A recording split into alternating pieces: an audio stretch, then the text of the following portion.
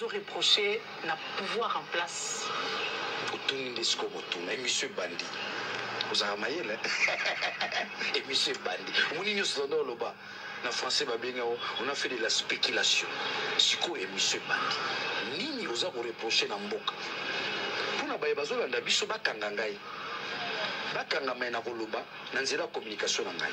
Nazo reproché bangolo komo. Yango na lobaka partout. L'absence de l'État-nation. Le népotisme, le clientélisme, le tribalisme. Parce que l'ango sonité maman.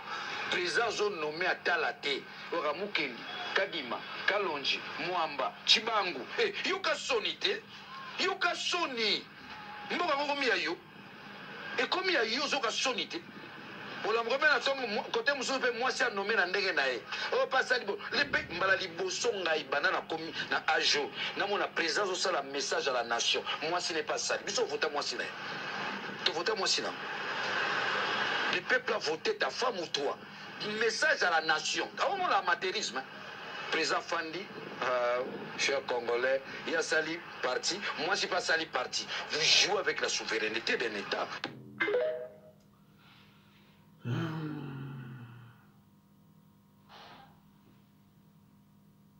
Laurent Désiré Kabila avait déjà tout dit. Suivez. Et Museveni l'avait dit à la délégation des ministres des Affaires étrangères de SADC que le Congo a besoin d'un dirigeant faible. Kabila est trop fort. On lui dit, faites ceci, il refuse. Et qu'est-ce qu'on nous disait de faire? De donner à Museveni, à ses frères, des concessions. Parce qu'il s'y trouvait déjà. Je ne sais pas s'ils coopéraient avec les autres, les Mobutistes avant. Ils avaient des concessions. On leur disait maintenant, allez régulariser votre situation au ministère des Mines. Pour eux, c'était là des insultes. Ils avaient droit d'avoir des concessions au Congo. On a dit, monsieur, c'est pas possible. Droit de frauder les cafés, le bois, la papaye, l'or. Et comme on ne pouvait accepter que ces choses se fassent autrement que par le canal légal établi, c'était une source de mésentente. Enfin, l'expansion territoriale est une autre motivation. L'Empire Himatusi a besoin de territoires, de terres congolaises. Et vous savez que nous ne sommes pas d'accord.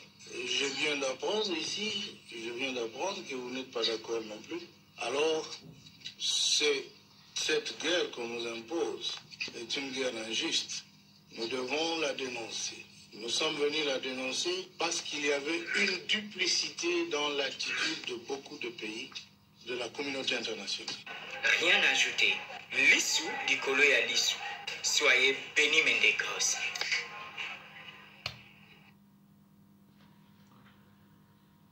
Bandeko, nabai nabino ke espoir eza lisusu te.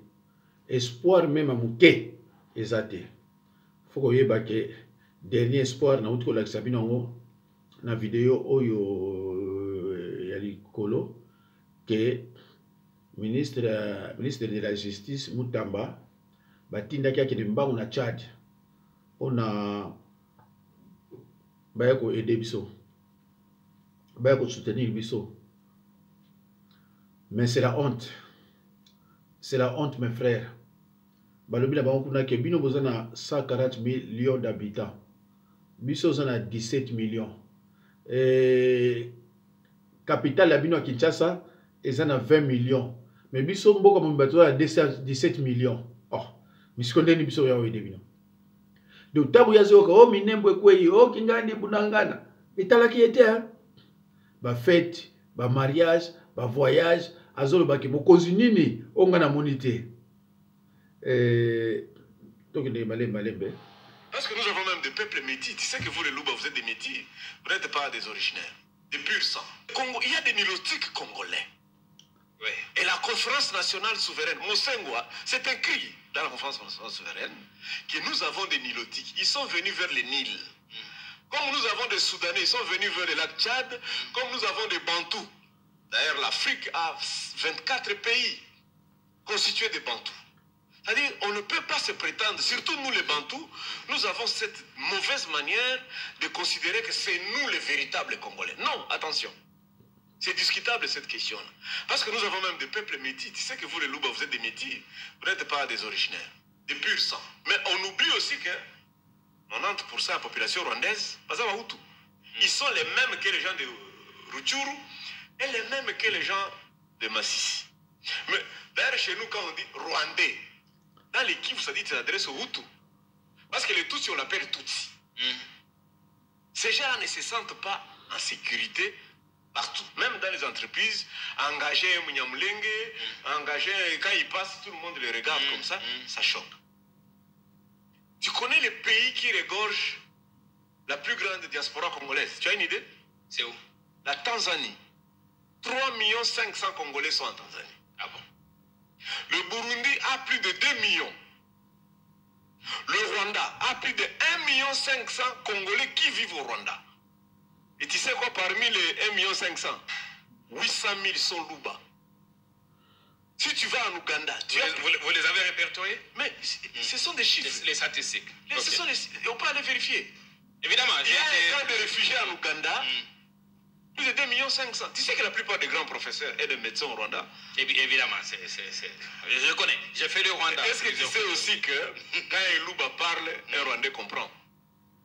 Ça, tu ne comprends, ça, tu ne sais pas. Oui, non, mais quand on parle de Kinyarwanda, parfois, même moi, je comprends quelque chose aussi. Non, en fait, c'est ce que c'est des langues bantoues. Non, ce n'est pas des langues bantoues. Les Rwandais ne sont pas des bantous. C'est ce qui justifie votre taille.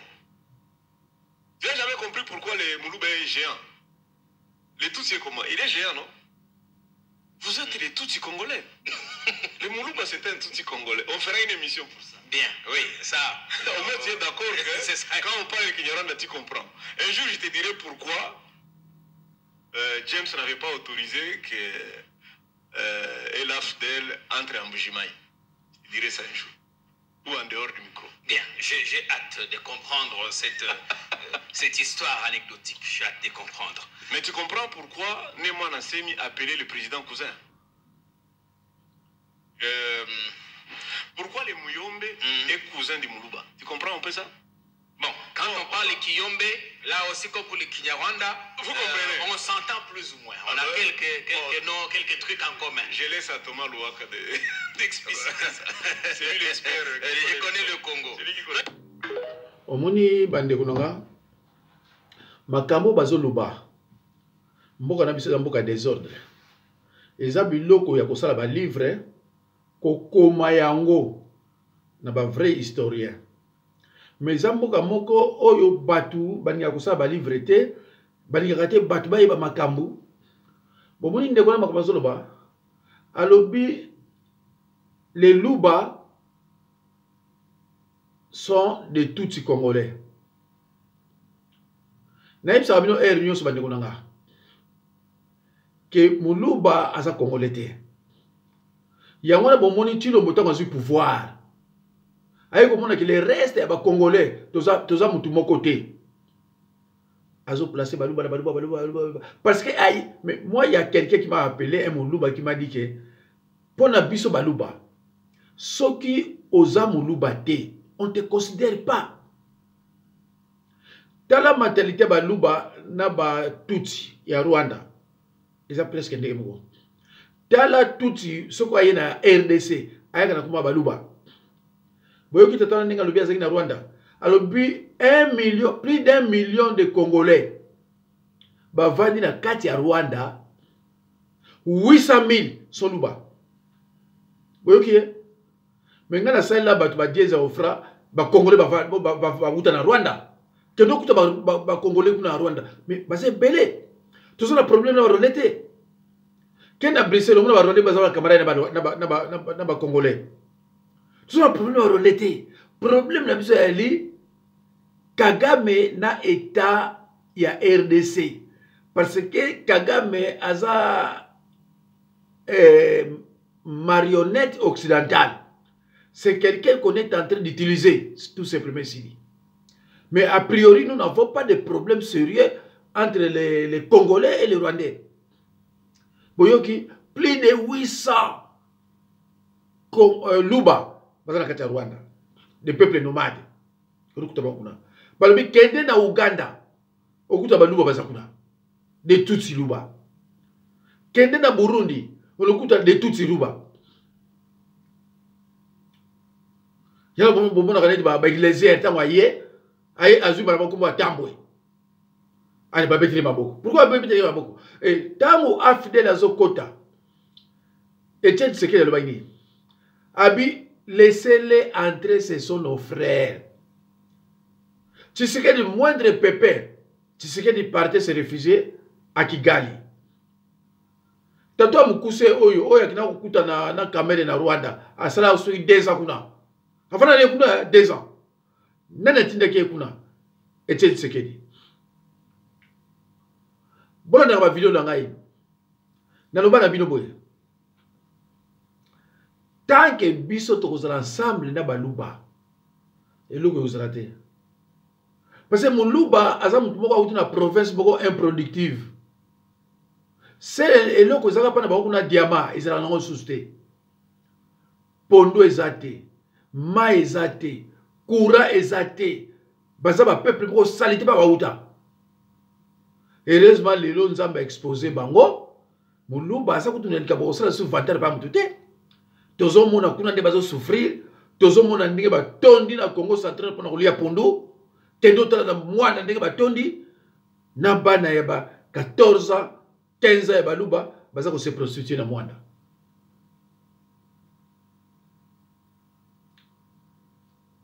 Bandeko, tango nazoyoka bato bazoloba. Sans fédéralisme ko eloko yosala mezate. Ya mwana fo fédéralisme ezala ndabo baluba baza pa na biso, il faut ozongisa bona mboka na bango. De toutes les façons, ils sont mal éduqués. Bon, mon ande ba finga kabatu, de ba tika batu maman batu mitakala, baza oseka, baza muto ba désordre. Pourquoi? Tala sur yo na mbwa na yo. Ozo leka na yo. Mutu so zo na mbwa wana ozo leka na ye. Yo mbwa mi balé ba ba bunda. Ba komi agité. Agitation ya ngwa na monaka eza na baluba. Ya bambwa.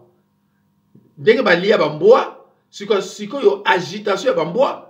Et quand est-ce qu'on a fait la bango? Parce que ils n'ont pas de temps de réfléchir. Il y a un chilombo, ils ont un voyage, kuna guerre ali, biloko ba milou, il y a bamboa. Et ça na kacha mutu, ils ont compris le côté. C'est une honte. Namboka batama yele. Bati na le président moko so tel ah, oh président. Au monde peut mutama yele azo benga président. Mtamayele azo benga président. Sikoyo est révissé partout qu'il connaît rien. La pire des collaborations est celle où l'on travaille les uns contre les autres. On peut reprendre. La pire des collaborations est celle où l'on travaille les uns contre les autres. Ça veut dire quoi? Ça veut dire que parfait, le mal le plus profond aujourd'hui, que ce soit en famille ou dans les entreprises, c'est que certains travaillent contre leurs frères ou contre leurs collègues. C'est-à-dire, on est dans une entreprise. Moi, je travaille pour que le travail d'Aïssi tombe. Oui. C'est comme ça ma collaboration. Tout à fait. Vous savez comment j'appelle cette forme de collaboration, Blériot? Oui, la collaboration par embuscade. Moi, je travaille pour que le travail d'Aïssi tombe. En famille, pareillement. Tout à fait. Des frères, vous voyez un frère qui travaille à dénigrer l'autre frère. Son frère. Quand il trouve les gens en train d'applaudir son frère, on dit que son frère a du succès. Il dit, ah, si vous savez même qu'il n'a pas construit la maison pour votre mère. Voilà son intervention bidon. Et qu'est-ce que tu dis des prouesses de ton frère, de ce qu'il fait de bien? Donc, il y a ça en famille. On dit que c'est Aïssi qui nous a fait venir la lumière. Ah, le ministre lui a donné ça pour rien. Toi aussi, tu ne pourrais pas partir, le ministre te donne ça. Non, donc il y a des frères. Et vous avez des gens comme ça qui sont pas simplement des rabat-joie. Parce qu'il y a en français, un rabat-joie, c'est quelqu'un qui, lorsque vous avez un événement heureux, une parole... mokonzi na bango Tshilombo Ma femme vient de... ya mawa.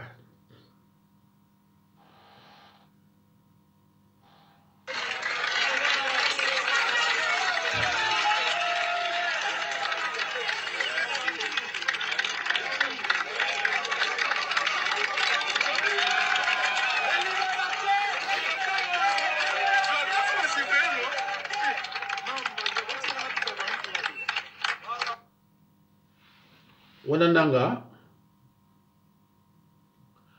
bandeko aline tizawapi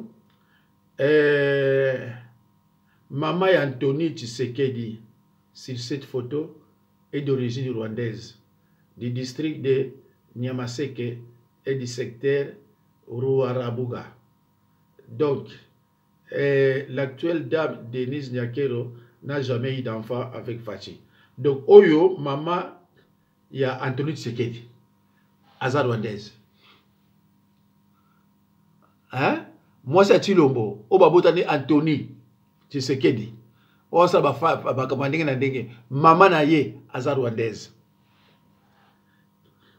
Bandeko, naza suna nouvelle mususu, directeur du cabinet ya Tshilombo Azar rwandais. Moi si na ye il semblerait baza même père même mère na nanga, mais moi na confirmé aux athées parce que baluba ba pesa ba surtout be formation ya mabe to ka no demia pawa oyoza sobo ka demia place sheriba kufelaki na demia na uti kuna je vous dis. On vous sert à manger, vous avez un repas une fois, à 19h. Sur au côté de miap, au bimi, au continue lit, c'est que nous avons accompagné. Parce qu'au côté de la famille, na baninga bokola, na bata quartier, j'ai perdu 15 kilos du coup, na de miap. Donc du matin jusqu'à 19h, au colis à tempêter, au colis à tempêter, n'sala, au lia wa, 19h va plus sur ma déce. Chaque jour va passer au repas moko. Mais on vous dit. Avant de sortir, on vous dit, je suis sûr que ce bimi, pour le changement de la constitution, ne Roma et Gondima. Eh oui, non, Zala. Non, on changer la constitution. Vous avez la Roma. Donc, il y a ce qu'on qui sont malades. Voilà ce qu'on va tourner dans la salle, on va tirer le coca, au moins on va monter pendant des mois, on va faire sandwich. Chico, tant qu'on va se tourner, on se tala muto tourner, on se tala coca na sandwich. On tala coca. Non, ne sois calme, tu vas manger, Daniel. Et toi, un député, dites-nous, tu es d'accord pour le changement de la constitution? Oui, oui, je suis d'accord. Je suis d'accord. Je suis d'accord, mais là, c'est secret. Donc, on a dit que la sandwich au 4, on a deux coups ici. On est une nyama. Coca crédité. Bon, aux okende. Sois calme. On dit que le gouvernement d'Union nationale, déjà avant, il y aura un gouvernement d'Union nationale où on va impliquer les opposants. Il y aura aussi des opposants. Ngaï Daniel Safou, Mike Mukebai, Jean-Marc Abunde, Baniko Maengele, Prince Penge. Ce qu'on a vu sur ce toit-là, ils auront la colère du peuple.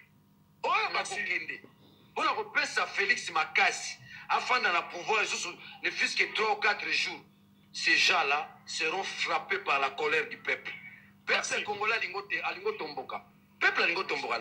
Tu vois, au moins, peuple a bombi, soit lingo tomboka. Tu sais que nous, on marche à la terre. Sauf au sali marche, force du progrès pas bimi. Va mobiliser bateau, ils peuvent être plus nombreux que vous. Moi, c'est la marche la mieux zatée. Si on réagir, bakangi bidon.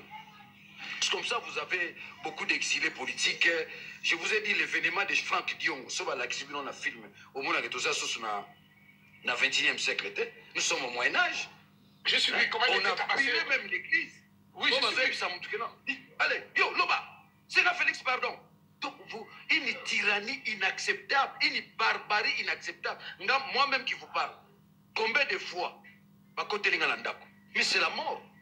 C'est la mort. Même à Dasso, qui m'a conditionné. Tu peux faire une semaine. Donc, tu vois la bouteille d'eau là, tu en as pour toute une journée. Donc tu ne peux pas consommer l'eau comme tout le monde. Il y a des jours, tu peux faire toute une journée sans l'eau. C'est ça la mort. Pourquoi Félix nous fait tout ça? Pourquoi? Pourquoi, Xavier? Pourquoi? Merci, honorable. Merci. Pourquoi? Merci, honorable. Calme. Merci, Kouloutou. Merci, Kouloutou. Merci, Kouloutou. Merci, Kouloutou.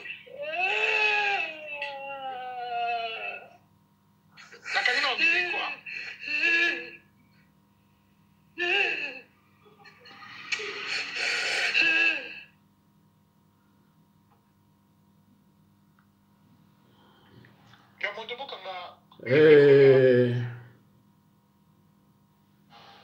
Kabila n'a pas eu un seul petit mot de compassion pour les atrocités subies par les populations du Kivu. Aucun mot de compassion. Aucun mot. Aucun mot. J'ai lu.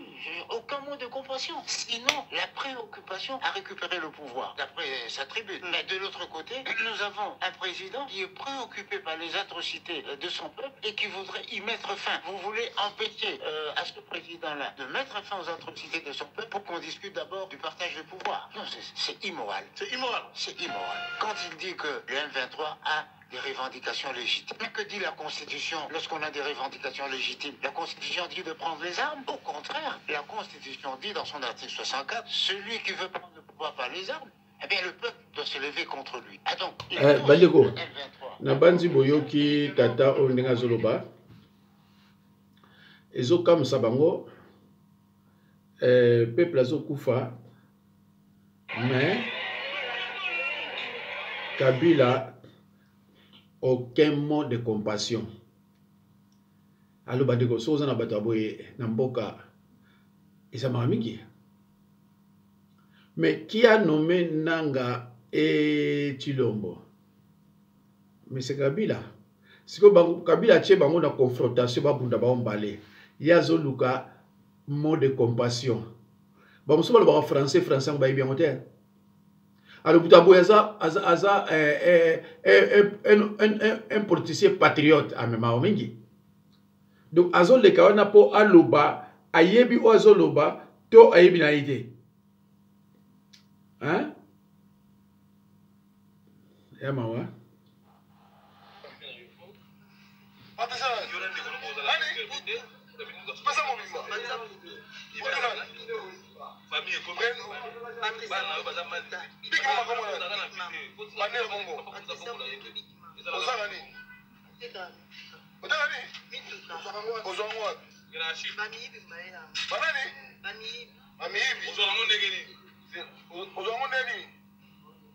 John Bayara Lango, Bayaba Tekininga, Baba Pessinga Teka. John est un criminel comme oui. Il est criminel. Criminel, hein? Oui, il est un criminel. Oyebi kaza criminel. Oyebi. Oyebi te John est criminel. Nayebi babe kaza criminel. Oyebi te fils est criminel. Nayebi. Ah? So ala o bomba ki ba miyibi. Bon, bon Seda, oyebi te criminel. Seda. Sada. Sada. Ba mo so ro lo ba ke baza ba miyibi. Mais dès que yo ba ki ba so. Omo ki mo gela lu bo che ba kanga ba ngo bona ni. Ah, puis on a benga ni pa wa te ki la ba bi ke ba kangi ba tu ba ko te ke so bi busy. Ah ben non.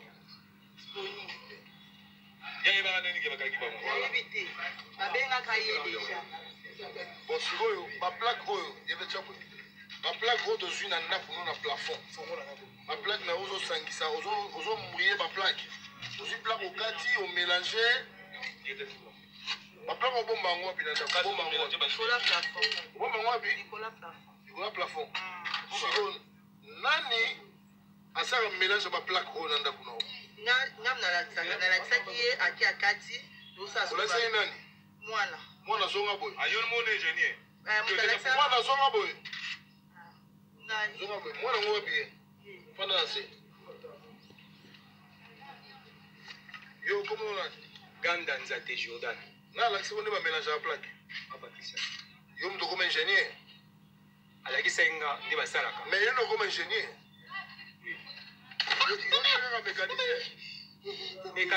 Kota mécanique na yebi oyo moya likolo mais ya kati o panza moto na yebi te Mais comme tout chauffeur, moi, dépannage, moi, ni bonaye.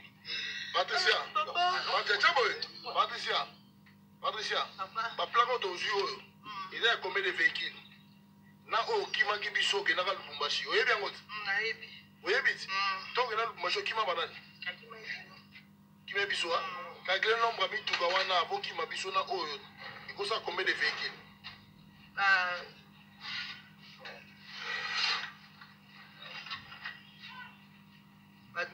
Ba 12. Autant d'informations. Autant la terre ba boke be menanzema botole mutu. Autant la ngote. Atalaka. Oyebi ke banani bazo mi tuka wana. Bata ke belé. Ebele pesa ba komo ngo ebele wala. Oh ngala baza ko pesa. Oh pesa ba komo na bango nyoso. Nani? Sada. Nani? Fils. Valérie pour avoir ça la Valérie. Valérie Danan. Valérie avant ba na kala. Asa comme ça ni. Asa muyibi. Muyibi ndenge nini tanga komo ne bien. Criminel. Criminel ayi bana nini? Mituka. Asi mani na maboko. Eh, tuka ba na. Asi mani na muna maboko na ye. Munduki. Ala soda. Asoda. Valérie. Obi. Valérie. Valérie. Sada. Gino. John. Maman Kuluto. Kulu Azanani.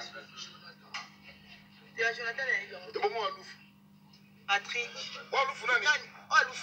Alouf. Alouf wala camarade na tuzani na Alouf. Camarade na ndenge nini? Adinganga. Adinganga. Oza mobile na ndako mobile mfani ngakao. Ha? Quand des arabes se voyagent à Idanga ou Msabizo. Bandeko. Eza pasi place ezo lakisa ke toza vraiment sous-développé moko mokosakana te. Depuis quand tout ça bakangi balakisa ke longi na ye na biloko aboye bo bana ko interroger ye publiquement na balabala bato bana ko landaka yango. Si vous arrêtez un malfaiteur, qu'est-ce qu'on fait? Boké na ye na commissariat au PG attendre ye au tient na garde à vue au bengi procureur à l'équipe na tribunal pour na zo condamnation na ye. Mais très ba sauvage ne bazo tuna ye et pe baza ko beta policiers za droit ko beta te droit nezali au kangi tindaye à qui des droits. Donc ye moko auto kanga mutu azana ye formé te azana ka ndengwana mwasi ya bato libala bino mibali bokoti na makambo bino buzoba ale obandi ko sala oyo bokoki ko sala.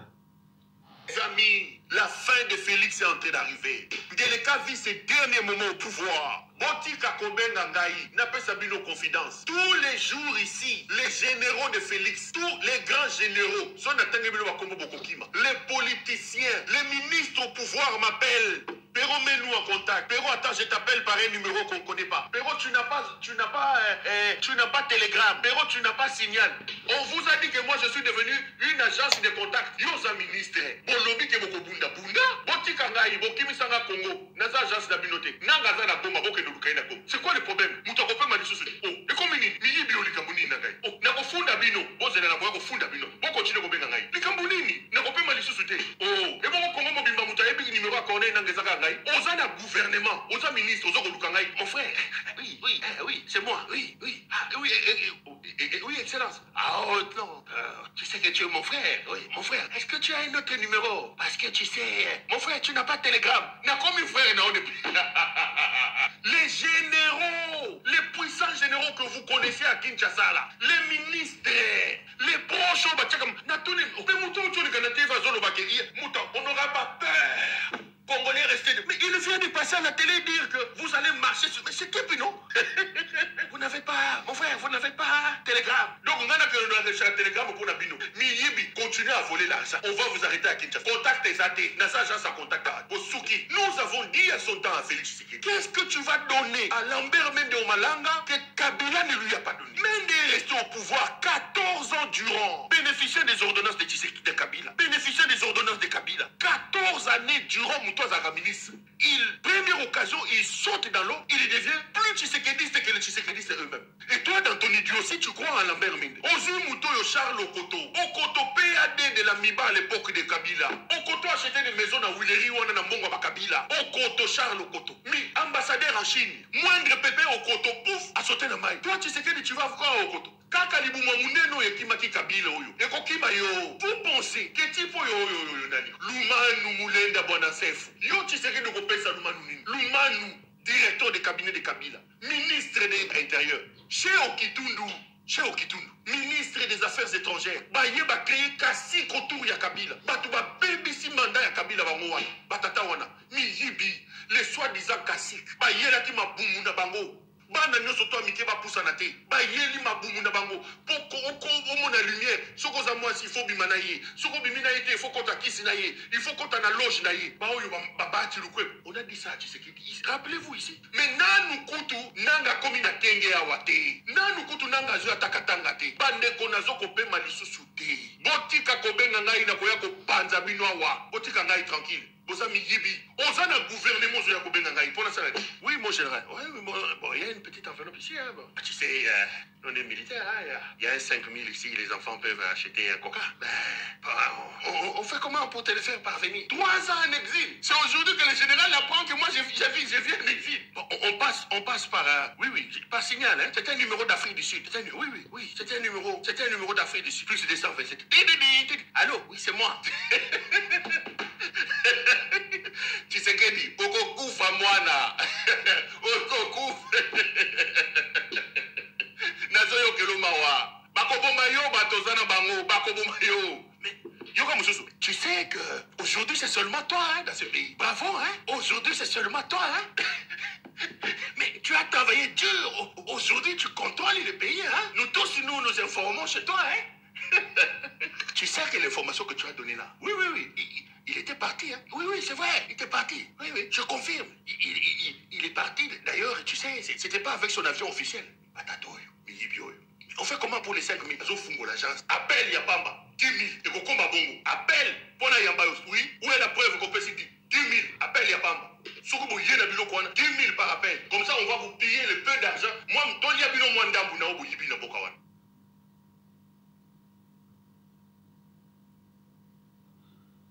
Allo bandeko nabai na suki wana c'est fini pour Tshilombo. Pouvoir na biso baluba en tout cas c'est fini. Tozoyo kasu batango bazolo baté hein. Ba vidéo to kosala suki Tshilombo longwe na bazi bo luka biso tina bandako. Nzamba pambola bino. Ana sepeleka biminga moko.